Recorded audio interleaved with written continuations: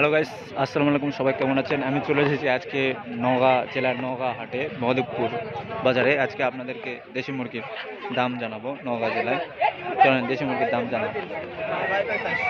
কত করে কেজি আজকে? কত করে কেজি? 600 টাকা কেজি। তো দাম এত বেশি কারণ? হঠাৎ আমদানি নাই। তো মুরগি না পাওয়ার কারণ কি? হঠাৎ 600 টাকা কেজি এত দাম হয়? আপনার 620 বিক্রি। তো দাম কমবে কবে? ঈদের মানে কুরবানির পর। তাছাড়া মনে করেন দাম কমার কোনো রিয়া নাই।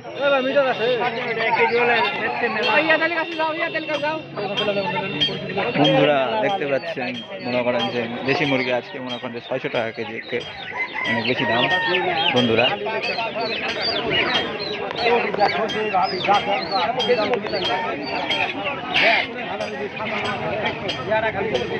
দেখতে পাচ্ছেন আপনারা,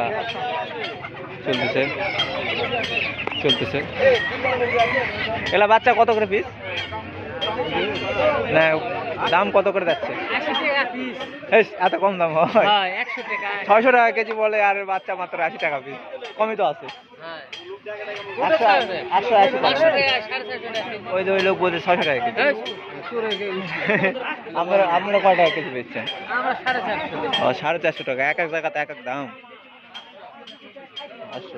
দাম কবে কমবে? দাম কমবে কবে? 2 মাস পর। তার বাদে দাম কমবে না নাকি?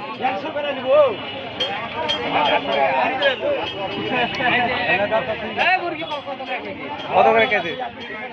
বললামই তো 130 টাকা পিস এগুলা বিক্রি হলো বন্ধুরা। দেখতে পাচ্ছেন যে 130 টাকার কেজি করে মুরগিগুলা বিক্রি হচ্ছে। এই যে 120 টাকা পিস মুরগিগুলো বিক্রি হচ্ছে, মুরগির বাচ্চাগুলো।